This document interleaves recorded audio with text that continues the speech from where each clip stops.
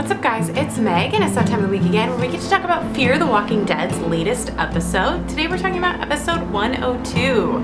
What did you guys think of the episode last night? Tobias lives! I'm so happy.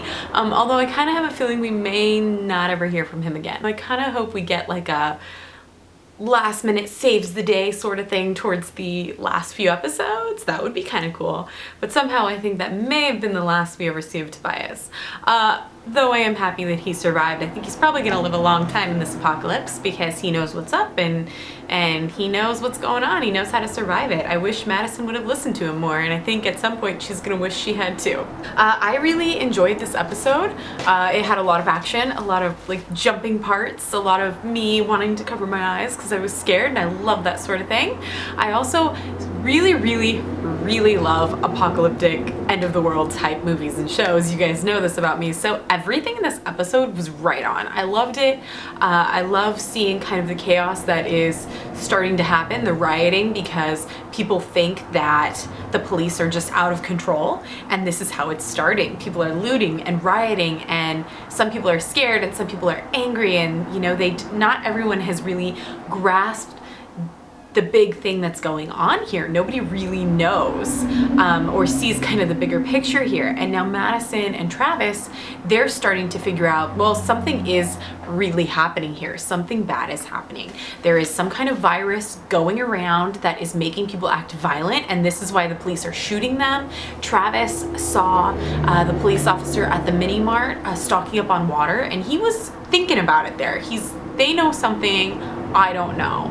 And that's what really, I think, made him get on the ball, and I have to find Chris right now. We have to get somewhere safe. As soon as all of the rioting and looting started happening outside of Salazar's barbershop, he knew that there was no way they could leave. They have to stay put because he has seen multiple times these people coming back, and you know, something is very wrong here.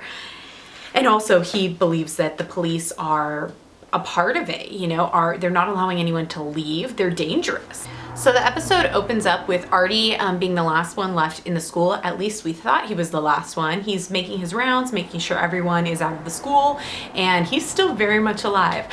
Later in the episode, we find out that somebody else was still at that school, and I'm not sure who died and who got in or how he was bit, but he was bit and he's wandering the halls and is very creepy. I'm really liking the infected in this show. I love the take on the brand new fresh walkers. I can't say walkers because walker term is not allowed in this show, but the freshly infected. It's great. It's a great spin on, you know, the walkers from The Walking Dead, and they're very fresh and nobody knows what's happening or why their friends are acting like this.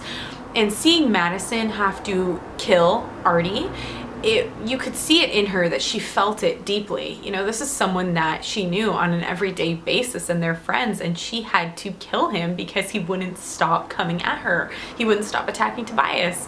And you can see that it's taken its toll on her. You know, she's very affected by this and she's trying to figure out what is going on. The same with Travis. Travis is, when you hear him trying to explain to Liza what happened, he doesn't even really have words for it.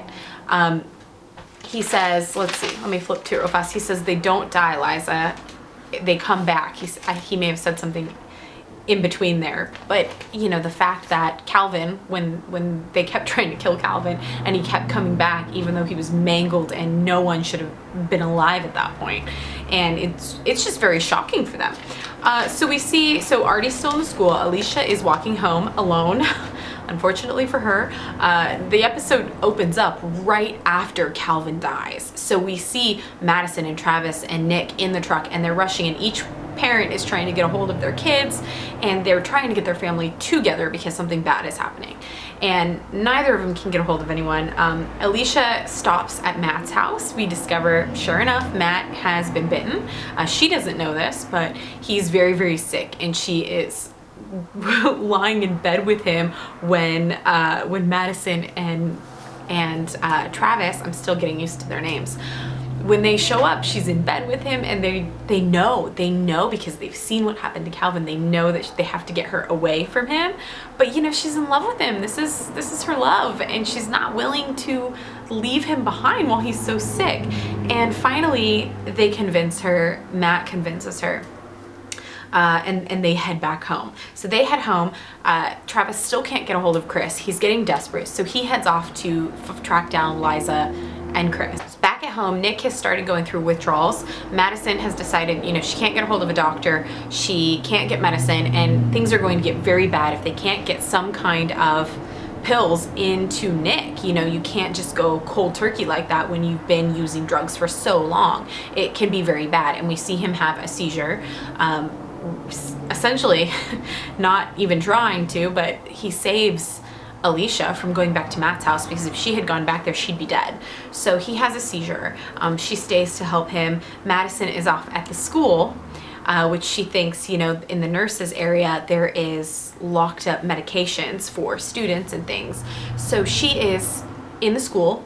She thinks she's alone. She's breaking into it, and Tobias is there. And I guess he came back for his knife and for food. Not sure if he just, you know, he was on the bus when the bus was leaving with the kids, so I'm not sure how he snuck back into the school. We saw Madison come into the school. She had keys, so she had to unlock the door to let herself in. So I'm not sure how Tobias got in, but he seems pretty handy. I think he could probably figure it out.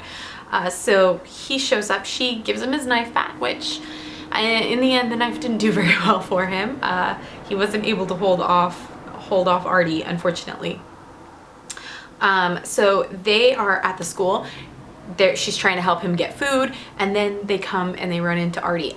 The part where they were in the principal's office and they heard on the intercoms that the breathing, like the walker noise, oh my gosh. I'm loving just how scary they're able to make these episodes. You know, they're not actually having things maybe jump out at you, but it's very tense, and it's an intense feeling, and it was very creepy knowing that they thought they were in the school alone, you know, with just each other, and then they're hearing this like heavy breathing through the intercom system, and then they're running down the hall and they're hearing the metal detector go off, and it's like, we don't know where it's coming from. And they go through the door, and then they see Artie, and she, you know, she just can't keep her mouth shut. She can't keep her mouth shut. She doesn't get it yet.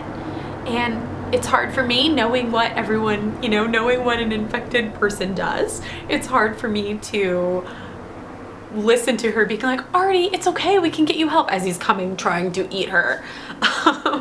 And she unfortunately has to kill Artie. It's a very close call for Tobias, but Tobias lives.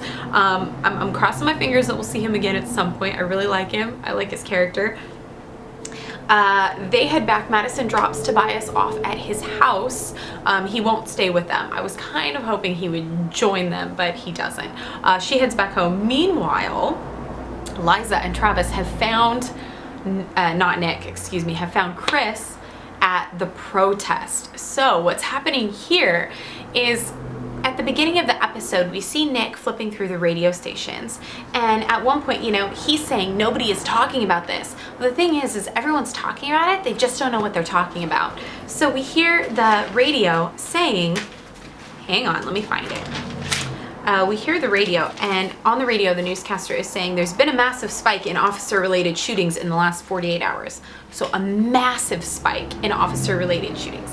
So we know from the previous episode that the hospital staff definitely know that something's happening. They know what's up. They know that if anyone dies, they have to get them downstairs immediately. So hospitals know something is serious. The police officers know something is serious, because we have not only ambulances coming out in hazmat suits in order to handle the people, but these cops are not holding back in shooting anyone.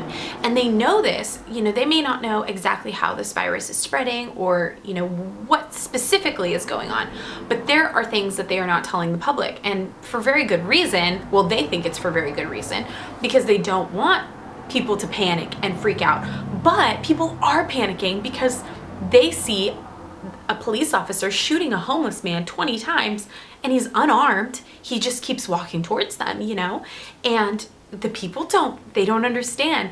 And this whole situation very much reminded me of all of the rioting and things that happened back east with the police officer shootings here in our real life, you know, all of the rioting and looting and things and protesting.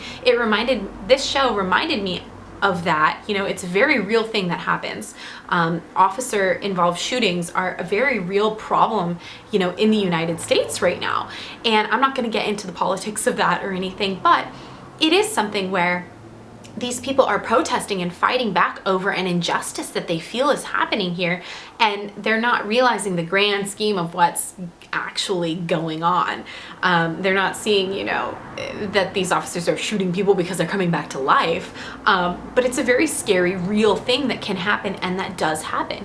And so they find Chris, they take shelter in the Salazar's shop. He very reluctantly lets them in. He's not a very nice guy at this point. I don't think he's very trusting of Travis. Travis is very forceful when he comes bursting into the shop, you know.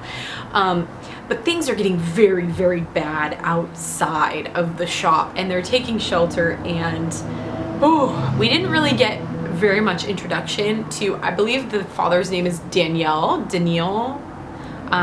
I think that's Daniel pronounced, you know, with an accent. Ophelia, we don't know the mom's name. We do know from the Comic-Con preview for Fear the Walking Dead that the mom does get bit on the foot. I'm sure of that at some point, or something happens to her, because we see her in Travis's truck. They're trying to escape. She looks like she's dying, so that is definitely going to be a problem. She's not going to stick around long. So to wrap up this review, the end scenes of the show were very powerful. We get a flash to Matt's home, where it looks like Matt's parents arrived home, but they didn't even get a chance to finish unloading the car. We see the car in the driveway, the trunk up, open, the luggage outside, the lights on, but they're not unpacking anymore. So I'm pretty sure they came inside, discovered Matt discovered them, and they are probably infected now as well. We also get a flash, well, before that we got a flash of the dead Artie in the school. And then we get to see the fires on the outsides, on the streets, right outside of Salazar's shop, and things are getting crazy. Cars are on fire, people are climbing the electrical poles. I mean, it's getting really bad, and it doesn't seem that the police has any control at this point. We hear a lot of shooting outside the shop. We hear police officers on loudspeakers trying to get people to get back. You know, when they took shelter in the shop, the police were not allowing anyone to leave the area. So it's very out of control, crazy, scary.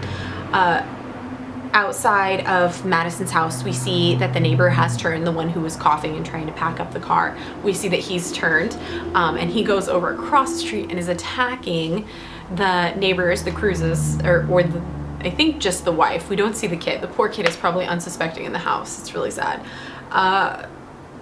Madison still hasn't told, what's her name, Alicia, what's going on. She just can't bring herself to say it, or even to figure out how do you begin explaining this. And the very last scene, I loved the scene. It's very powerful. We see Salazar's wife, Mrs. Salazar. She's, you know, saying her prayers. I don't know how that's all done, you know, but she's got kind of a little display there, and she's praying, and she has candles, and she has a rosary, and she starts blowing out the candles, and the very last scene is her blowing out a candle, and then the scene goes dark, and it was just, whoa.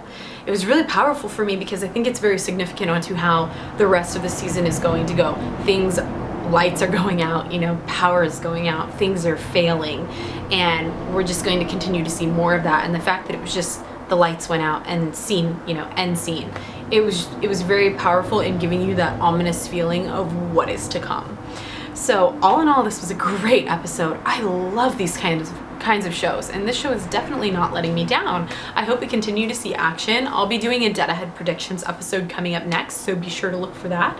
What was your favorite part of the episode? Let me know in the comments below. If you like this video, give it a big thumbs up and share it with your friends. That would be great. I love you guys. I'll see you next time. Bye.